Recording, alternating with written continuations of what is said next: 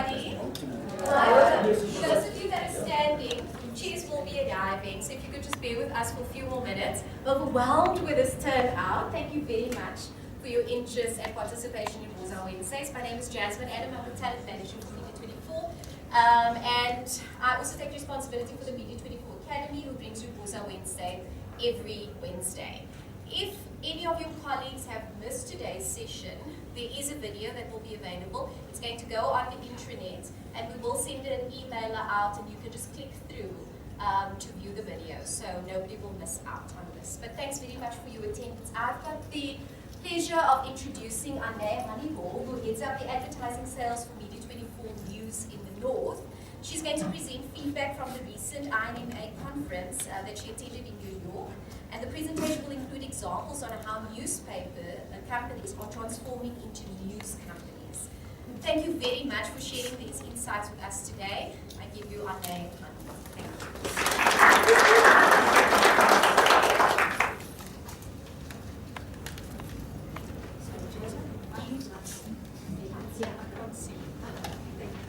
Good afternoon, everybody. Hi. Can everybody hear me at the back? I need a mic. Great. So as Jasmine said, I had the privilege of attending the INMA conference earlier this year in New York. It was in April. It feels like ages ago.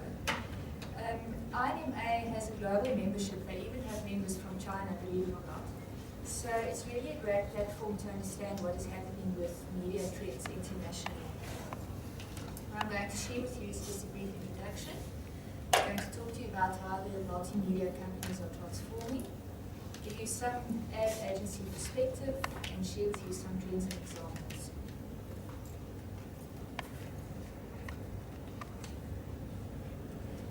Something that was really interesting to me is the president of the INMA, described the mood of the industry this year as anxious.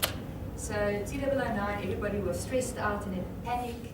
2010, newspapers in the Western world started touching the bottom, and they were all panicky. 2011, normality started setting in. 2012 was almost like everybody realized, okay, we survived, and now what? So the exciting thing about 2013 is that we are moving into a phase now where we are starting to test with new revenue models. That is really great news for all of us. News companies are becoming platform agile, management are integrated. And I must mention that platform agile means two things to me. Firstly, it's not only being available on all platforms, but it's also knowing exactly what content to provide on what platform. That's critical. Secondly, when I joined the INMA a number of years ago, INMA standard for the International Newspaper Marketing Association. It's now known as the International News Media Association. And I think that sets the trend. You would have noticed that soon after our return from New York, our division is no longer called the newspaper division, but the news division. So that's really in keeping with the international trend. Internationally, people are branding or are focusing on marketing their brands and no longer their products. And I think if we look at our brands like that, we open up absolute endless possibilities of taking our content to other platforms. News currently is about relevance, choice, convenience, and we're really empowering for the first time the consumer to choose what he wants and where he wants it. So that is a bit dramatic, never waste a good recession, I know that. But I think the point about that is that the recession in the newspaper industry forced news companies internationally to move faster. We had to learn to move faster to integrate digital, to change our culture, to build multi-platform subscriptions, and also to integrate digital into our advertising sales. We have to fish in bigger ponds. News companies internationally are looking at different ways of diversifying revenue to fill up the gap of normal print advertising that is lost. This includes events, promotions, search advertising, and also video content. Single source advertising solutions, you would appreciate my focus is advertising. We need to become one-stop shops. we need to really offer advertisers a single solution, whether it is whatever platform, to give them the absolute maximum best result that they can get on our brands.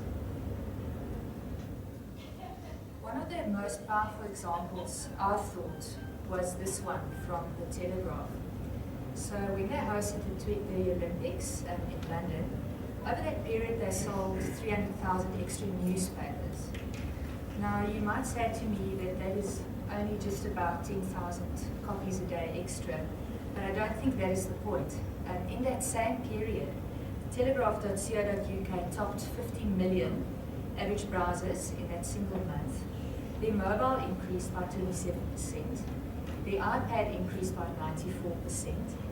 But yet, most importantly, I think it's 44% of their audience consumed content on more than one platform. And that is critical for where we are today. I think this is one of the biggest challenges in our newsrooms today, selecting the right content for the right platform. So this slide shows, and this has been experienced by many of the companies that was present at the conference. It shows the audience peak times on various platforms. So you are not weird if you reach for your mobile first in the morning, because everybody in the world does it. Thereafter they move to their print, then they look for content on the web, and only later tonight when you go to bed you search iPad. And that's really becoming an international trend.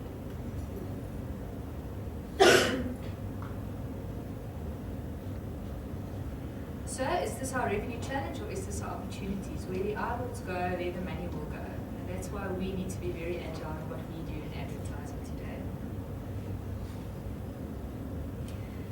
Fairfax Media shared with us quite an aggressive example of how they transformed their newspaper company into a multimedia company. You see on the screen that in their stable they've got print, radio, online, smartphone, tablets, and then also smart TV. So when they started with their transformation, the first thing they did is they fixed their fixed cost base, which had a lot of extra costs that they really didn't need. And then they went aggressively to simplify the organizational structure, and they even changed the titles of staff. So normal things we would have, like an associate publisher or an editor, everybody's got almost a different name there, just to simplify it and to make it easier to integrate digital into their newsroom. So their main challenge was to find new users for the audience data that became available and insights. And really the lesson from Fairfax is they are now selling different news contents throughout the day. It's not only a single sale early morning in the newspaper anymore. So what is newspaper companies going to look like? Or news companies, apologies, in a multimedia format? Advertising will have to focus on integrate sales at the same pace than what advertisers are doing it. Audience, our focus is on bundling and subscriptions. Marketing, talking about brands and bundles. Research, metrics and dashboards. And I think it's very important to note on this point that digital advertising is really spoiling advertisers. They know exactly who's seeing what, when they're seeing it, how they're consuming it. So there's far more pressure on print advertising companies to prove the return on investment and why advertising without content is still very good. Editorial is focusing on integrated newsrooms, and from a management point, rewarding of audience numbers. So we're building total audience across multi-platforms. Have you ever considered that if you had to start this company today, and we had to build our structure right from scratch, firstly, what that would look like? And secondly, how would we sell that to advertisers? So the message from ad agencies is clear. Advertising agencies and advertisers want to partner with kings. It's our job to define our kingdoms and to position our own brands. We need to take our brand messages out. News brands must be exciting. It's our job to celebrate our kingdom. We must talk about it, nobody else will. Bringing sexy back to print. I think the point about this is to design really powerful advertising messages in print as a craft. when we can get superstars to dream about our mediums again, we will start to open new doors of revenue that we haven't seen before. So don't let the craft die, we must practice this. And I'll give you an example. How on earth do you market a brand such boring as Scrabble? Well, the answer is in print. Okay? I don't think any other medium could explain what this brand represents more effectively than this print ad. Do you guys agree?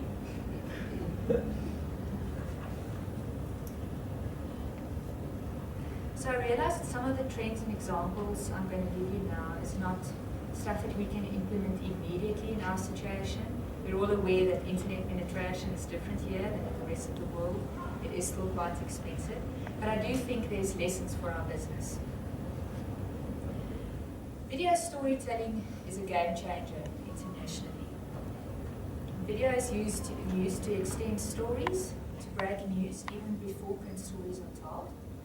It's used as part of multimedia content packages. It is even created in separate news channels. And also we are developing new advertising models. So on the advertising side, we're looking at things like opening and closing billboards, sponsored content, product placement, and pre or post-roll advertising. Internationally, the trend is that video content grew by more than 52% during 2012. And video storytelling is consumed on computers itself, so we will know what markets it's more relevant to. Video storytelling does require some investment, but I think the big story now is that it can be super featherweight. We don't need large facilities and very expensive equipment anymore. The picture you see there is a journalist.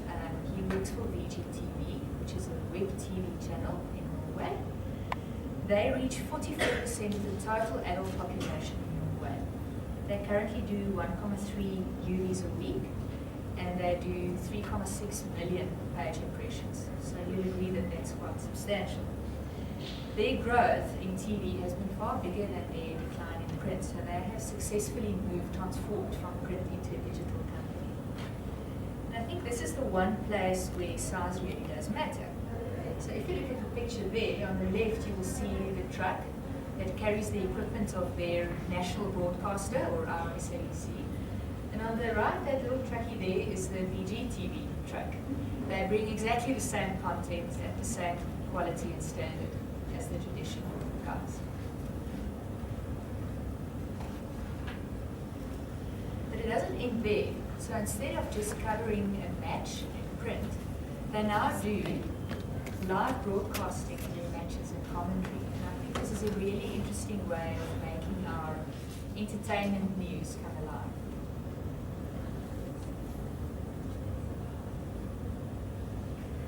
Okay, so I know this is a really horrible web page, but hell, it works in Norway, what can I say? But on this page, what is interesting to note is that it contains normal news, like we would know, but there's also a lot of live text, live content, video clips, eyewitness feedback. So everything is pulled into this one web page, and that is really what drives their audience numbers. So just to end that part, I really think video is a game changer. The second thing, and testing of content is not something new, but the technology to use this in our newsrooms is really improving a lot. On the screen you will see two headlines. The first one, President's Call Great, Tweet is Even Better. This headline didn't get much traction. The minute they changed it to include the name Obama, they got a 72% increased viewership on that particular story. This just shows how absolutely powerful it is to monitor what we're doing online ongoing. I'll give you another example. There are two pictures. The one didn't work that well, the one on the right. When they changed it to the one on the left, the uptake increased by 33%. And this example was taken from USA Today Sports.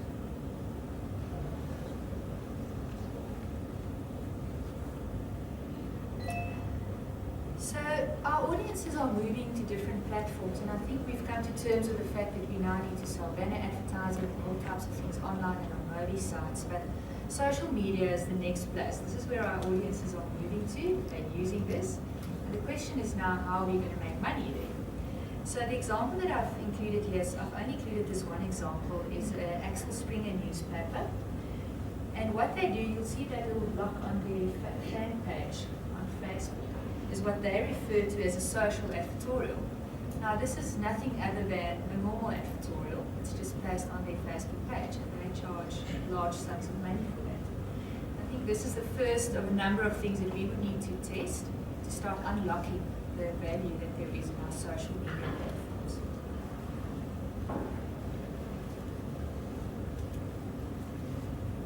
Content marketing. That's the fourth trend. So I don't say this is Newscred, but they say today brands no longer need to pay publishers to spread their messages. And it's clear why, because everybody do have their own audiences on different platforms. But here's the strength of newspapers. They don't have a story and we do.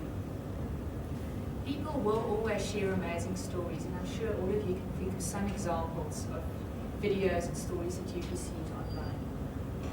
So the opportunity internationally in the company, as I said, that markets this is called Newscred. According to them, far more consumers prefer to get to know their brands through articles than through advertising. Now, I honestly can't say that I believe that it's 100% true, but maybe there is an opportunity in this. The example that I want to show you is, this is normal licensing of text and or video, so we're not in any way undermining the integrity of the editorial content. This is literally a license that is sold to the right people. Okay? So the example is Zurich Insurance. They do email marketing, and the minute that they included proper news feeds, their open rate increased by 35%. And there's another example. This is how Pepsi used it. They saw absolute dramatic growth in their social references and in their traffic the minute that they included other content and had more stories to tell that people were willing to share. So repurposing of our existing content and selling that to brands is an opportunity for us. And I say once again, this is sponsored content. This is not sponsored content only, so we're by no means undermining what our editorial integrity is. This example is an example that I took from the Toronto Star in Canada. And what they do is they've got a campaign that they call Once a Week, One Story for $1. They're bringing back a kind of long-form journalism. It's a story that's about a 30-minute read. Subscribers to this story receive an email link on a weekly basis. And when they open that, they can read the entire story. But how they market this cleverly is not only to their existing database, but they market this multi-platform. And by doing this, they're attracting people from other platforms to start engaging with their newspaper brand, news brand, if I can call it that. They do a variety of content, from politics to sports, to more lifestyle, and one there at the end called Escorts was their biggest hit, by the way. So what they're reporting is that they've got a very successful sample of their conversion of their sample, and they do have a very good retention rate on that. I think this is something that can be done immediately. We just need to find exactly what it is for some of our titles. The last trend that I want to share with you is that of revenue diversification, fish in a bigger pond. The image that you see on the screen now is that of a Costa Rican newspaper called La Teja. This little newspaper, it's a bit smaller than a tabloid in size. It was launched only 1 year ago, and it's already standing on 77,000 circulation. It's compelling, entertaining, helpful, no blood and guts. And their slogan is, "Make life a little easier." So they recognize that internationally some of the bigger brands are investing less in traditional newspapers, and therefore they decided to focus rather on image building with advertisers. So what this means is they do events, promotions and activations. In their first year, they report to have 450 $450,000 revenue, and their forecast is to double that in year 2. So they've really carved open a new market, and it's working for them. They do 3 promotions a month based on the different sectors in their target audience. So that is me. I trust that the thoughts that I've shared with you gives you some sense of direction, what news companies are doing internationally, but also that it will spark some ideas from your side on what to do in your own titles. Any questions or comments? I'd like to share something.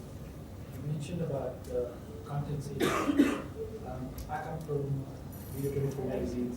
We're based in San Diego at the online division there. We are currently doing a content series campaign for F&B, and they've got a big drive to drive their content, which is You Can Help.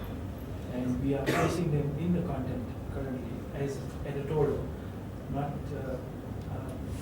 like you mentioned, what you call editorial integrity. Yeah. Editorial integrity, we're not touching that, but we are pushing that content through social media via Facebook and Twitter, and they're getting a fantastic response through there. So it's working even here? No, definitely, but F&B is one of those companies that is moving towards innovation, and they are known for innovation, and they are the people that have tried it. And there's no benchmark as such to measure how much it's working and what is the return on investment currently. But they did get a good response out of it, and we ran it on US News and German. We just got a massive amount of Facebook fans and Twitter fans.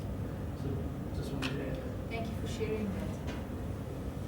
I think the key for many of us is to just start trying these things. As I always say to the team that works with me, we can't break it, we can just test it. So. And also social media is such a tricky place to play with, because then you piss off your fans and then you can't get that reach. So currently we've got a massive amount of social media fans that follow us, follow the magazines or follow the newspapers. So you can't piss them off by giving them advertising. So you've got to trend it nice, properly, like giving them content because they're interested in reading. And that content can be from advertiser movements. Yeah. Thank you. Hello. What, in your experience, what is best practice at the moment for selling advertising for particular brands? Are these teams integrated more with the editorial of that particular brand, or integrated more with the advertising teams of other brands? You know, thinking also of our system where there's no integration with the brand, but integration between brands on the advertising side. The reason I'm asking is, I mean, we're having lots of discussions about that in the report at the moment. You know, if you want to sell the brand really effectively, you have to live and sleep and eat that brand. We don't really have that at the moment because, you know, most of us work in teams where we serve multiple titles. What is best practice there? I think there's 2 answers, Waldemar. I think on where we are right now, the experience is that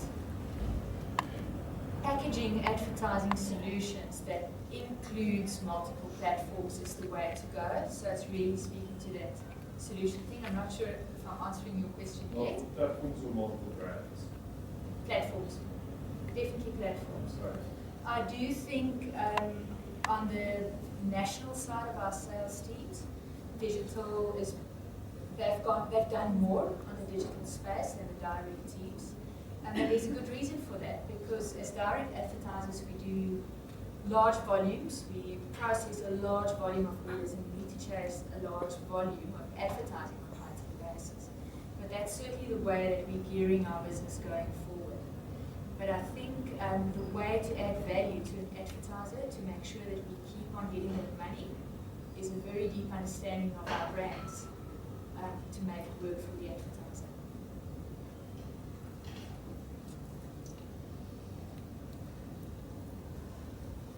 Is there any other questions? Yes. Just wanted to find out how important do you think the IPTV will become in the news industry? In South Africa? In South Africa. I don't think our internet usage or penetration is nearly close to what we see in countries like Norway. I do think it creates the opportunity for engaging our audience better and effectively. But I don't think it's a threat. If anything, it's an opportunity to add that. I mean, as an opportunity. Yes, definitely an opportunity to add that. And Volume, I don't know if I'm speaking out of turn, but that's definitely where you guys are heading towards. Absolutely. Can I follow up? You mentioned the metrics and dashboard, and it's such an attractive prospect. I think all of us, have that hunger for more exact understanding of who we are serving. Are there suggestions from your side on how we can improve the understanding of exactly who we are talking to? For two purposes, of course. One is editorially, to have a more three-dimensional view of our audience, but for advertisers too, that we know we can target ads to particular individuals, even target, change the platforms or change the priority of stories depending on your preferences. How far are we, do you think, as a company, in harvesting successfully the data that is available, the data about our users, and then putting it to good use editorially and to make money? Where are we and where should we go? We, Volume, are quite far along the line on the digital side with, we have looked at really interesting packages to extract better information, to do better reporting back to advertisers. But as I said, that's the easier part of the business. The difficult thing is, how do I tell the guy on the corner shop that his advertising is really working in build? That is the challenge, and I don't think there is a concrete answer yet. What we are seeing is that advertisers like things like measurable campaigns with SMS numbers where we can respond, we measure their response, or coupons. It's definitely the way to go.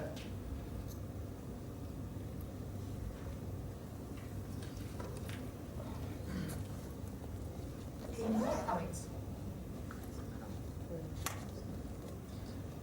I think Jasmine disappeared, but I think I can close the session then. Thank you for your attendance.